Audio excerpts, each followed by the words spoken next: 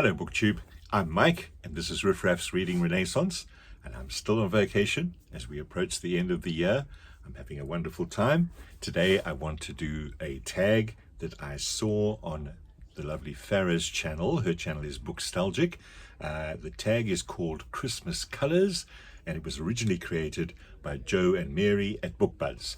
And the reason I thought it would be fun to do is I've just witnessed yesterday the putting up of the Christmas lights in our main thoroughfare in Durban, and that's what the thumbnail's all about. So I thought it is that time of year where Christmas colors dominate, and therefore I thought, let me do the tag. It'll be a lot of fun. It simply prompts to explore your shelves and to find books that meet the following criteria, and there's 8 of them. The first one is a book with a red cover. So I wandered over to the shelves, and literally the first one that jumped out at me is this rather oversized book called A Portrait of Richard Burton. Now this is undeniably a book for fans only, because as you can see as I flick through it, it's largely a picture book with a few words. But those who know me on the channel know that I'm a massive fan of Richard Burton, not necessarily for his acting ability, but simply for the beauty of his voice. I referred often to the biography called Erotic Vagrancy, which is the story Roger Lewis wrote about Burton and Taylor and their famous story together. But in it he refers to Burton's voice as one of the most magnificent noises of the 20th century. And if you haven't heard Burton's voice by now, you really should. I'll leave a tag down the bottom to his narration to Jeff Wayne's War of the Worlds musical, and you will simply, if that doesn't raise the hairs on the back of your neck, then I give up. But for me, for a super fan like me, it's literally a walk through Richard Burton's life, the roles he's played, lots of pictures there from the early days to there he is in The Taming of the Shrew, just randomly. And there he is in his very last role in 1984, which was literally the year he died, which was prosaic. But anyway, if you're a Burton fan, you know all about him. If you need to know more about him, you can look him up. But I'm rather touched that my buddy Richard Burton ticked the box for a book with a red cover. So that's the first prompt. The second one, of course, it's the Christmas colors. So predictably, the second one is a book with a green cover. Now, earlier I was doing a different tag and I referenced this book. So I'm just going to be lazy because it has a green cover and I'm going to reach for it. It is Leon Uris's book Trinity, which tells the story of Ireland from the sort of 18th century through to the sort of mid-1900s. The book was written before the Good Friday Agreement, which found peace to the Troubles in Northern Ireland. So it is a book in which, as you can see, it's a chunker, and it's a sort of sweeping novel about the characters on both sides of the divide between the British Unionists and the Irish nationalists, and the clashes of religion and the clashes of politics and the struggles over land possession and all the things generally wrapped up in the term the Troubles that we refer to. But it's really a novel about how all of that history has made Ireland the country that it is today.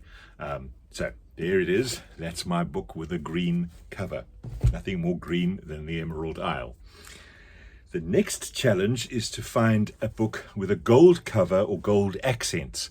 I could do better than that. I can find a gold cover with a star, which is very Christmassy.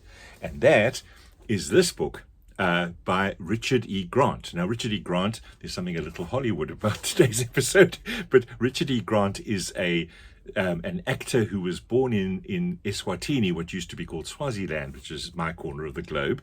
But he made his name as an actor in England. And his breakthrough role was in Withnail and I, if you've ever seen that. If not, it's worth a watch. It's a strange but wonderful movie. But Richard E. Grant, if you see the faces up, I'll try and post something here to show you his more recent roles. He's become a very established sort of character actor in Hollywood movies and British movies. And this book is called By Design, a Hollywood Novel. It's really, if you look at the back cover, there he is, in case you don't know his face, with an accusatory finger pointing straight at the camera.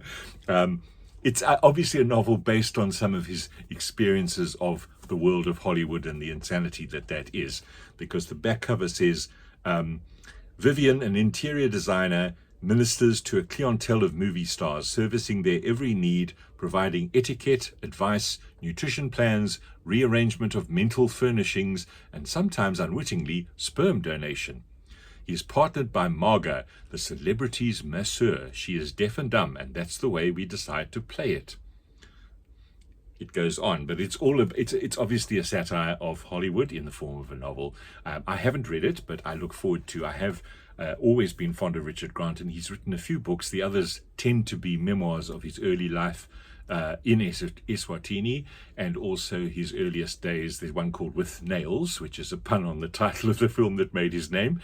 But certainly, for today's video, it qualifies doubly as a gold cover with a shiny star on it. So, full marks to me on that tag.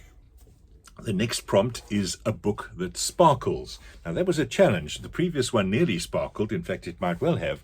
But I eventually found this, which, if I wave it around, definitely sparkles. This is the latest Wordsworth Classics edition of James Joyce's ultimate challenge, Finnegans Wake. This is a book not for the faint-hearted, and in fact many, including Steve, don't like this book at all. But there are others like Pat from Book Chat with Pat, who have read it and loved it without necessarily understanding all of it, but immersing herself in the joy of Irishness and Joyce's love of language. And those who don't know, that if you turn to page 1 of this book, the book actually starts midway through a sentence.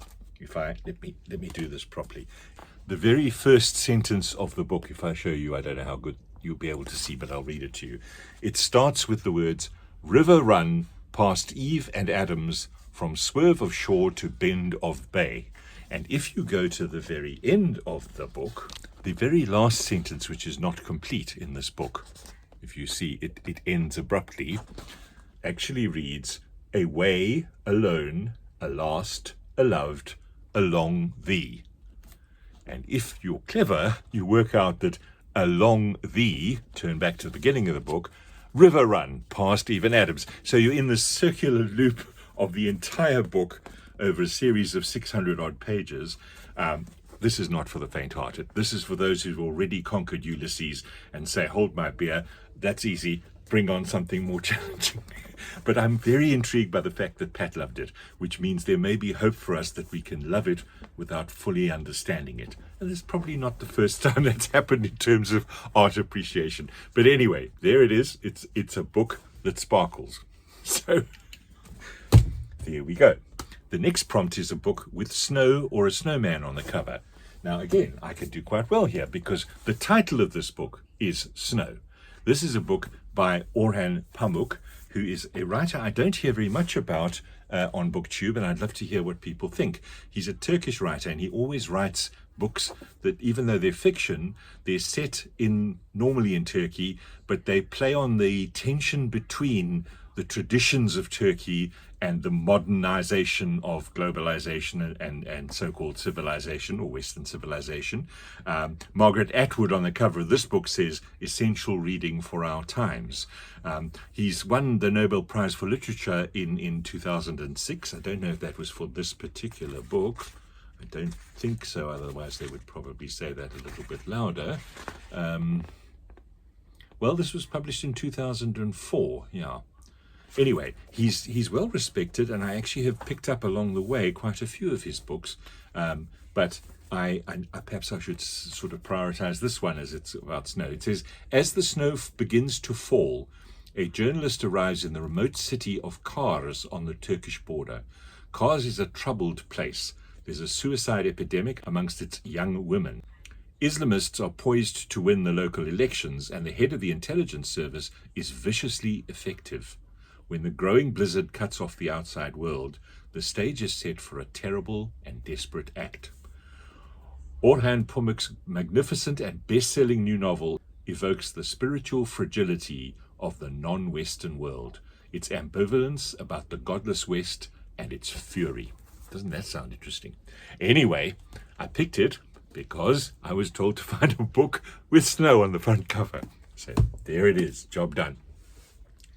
The next prompt is about a book with a pine tree on the cover, and I struggled a little bit, but fortunately yesterday I was ambling through a shopping centre and popped into a bookshop, as one does, and found in the remainders section a very cheap bargain book which I picked up called Last Christmas. Now, first of all, to qualify for the tag, you can see that it's a Christmas tree. So I guess that's going to qualify as a pine tree, pushing my luck a little bit there. But what's more interesting is actually what this book is. It's curated and introduced by Greg Wise and Emma Thompson. Now, Emma Thompson, you will know as one of the great actresses of our time, and Greg Wise is her husband, who's also an actor, perhaps a little less known. But this is listed as a charity. It says proceeds from the book will be paid to Crisis and Refugee Council, which I assume is a British charity. And it's listed here saying memories of Christmas past and hopes for future ones. It's called Last Christmas, and the name dropping on the front cover, which is obviously designed to get people to buy the book, says Graham Norton, Stephen Fry, Meryl Streep, Bill Bailey, Olivia Colman, Caitlin Moran, Emilia Clarke, and many others, people who have been homeless, political refugees, and volunteers. So that sounds extremely interesting and a timely Christmassy type book. I opened randomly at Victoria Corin Mitchell, who's one of my very favorite people on the planet. So this is a really good start. I'm really going to enjoy this. As I say, this has only just arrived in my life. I found it yesterday, and I think it probably is from a few years ago for it to have reached our shores by now. But it was a bargain. I'm delighted to have it to read, and I'm even more delighted that I now have at least one book with a pine tree on the cover, albeit a bit of a modern pine tree, but I'm sure it counts. So there you go. The next prompt is to find a book with a star on the cover. Now again, I thought, do I have one that's a sort of, Star of Bethlehem, Star of Wonder, Star of Night, all that kind of thing? And I failed dismally there. I didn't find any books with that kind of star. And in fact, in desperation, the book I found that does have a star, and it's very clearly, it's either 1 star or 5 stars if you count the inner stars within the design. This, of course, is Frederick Forsyth's The Devil's Alternative, which is one of his many successful novels. This was Forsyth's 4th novel after his huge success of the initial Day of the Jackal, followed by the Odessa File, and then The Dogs of War, and this was The Devil's Alternative. If I read briefly off the back, you'll get an idea of the international Sturm und Drang that applies here. The President of the United States read the memorandum with an expression of increasing horror. "This is appalling," he said when he had finished. "Whichever option I choose, men are going to die." Adam Munro looked across at him with no sympathy. In his time, he had learnt that in principle, politicians have little enough objection to loss of life, provided that they personally cannot be seen publicly to have anything to do with it. "It has happened before, Mr. President," he said firmly, "and no doubt it will happen again. In the firm, we call it the Devil's Alternative." So you get the idea. It's a typical Frederick Forsyth thriller-minute, wonderfully detailed narrative about what might be happening in the big old world out there. But again, I chose it not for the content of the narrative in the seasonal time, but because I was asked to find a star, and there it is. And finally, making sure that we end on a Christmassy note, I was asked by the prompt to find a Christmas book. And here I think I can qualify sort of front and center by a book that's literally called Christmas Books, with the author Charles Dickens underneath, and a rather nice, I rather like this particular cover. It's the Wordsworth Classic Edition. I quite like the cover that looks to me like Santa's belt, which probably needs a little bit of loosening after the lunchtime festivities on Christmas Day. But this is a collection of Charles Dickens's Christmas works, and if I look in the contents page, you've got the Christmas Carol in all its normal parts, Marley's Ghost, the first and the second and the last of the spirits, and the end of it. You've then got the Chimes, the Cricket on the Hearth, the Battle of Life, the Haunted Man.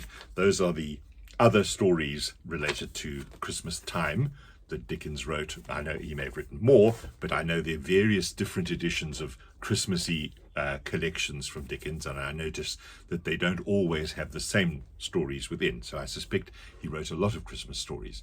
Everybody always buys these kind of books for the Christmas Carol, and you just get the little extras that are combined in the particular edition you get. In these 5 long stories written especially for Christmas, Dickens combines his concern for social ills with the myths and memories of childhood and traditional seasonal love. That's a nice note on which to say to everybody, thank you for listening to this tag with me, and I do hope that whatever type of celebration you choose to take part in at this time of year, you have a happy one with friends and family round, or if you're on your own, you find something enjoyable to do, like perhaps watch your local booktubers. There's lots of us out there, and we've got tons of videos to choose. So whatever you do, be happy and have a nice time at this particular time of year. So, thank you, BookTube. If you enjoyed this, you can support me by liking and subscribing. And I hope in any event to see you again very soon. Thank you now. Bye-bye.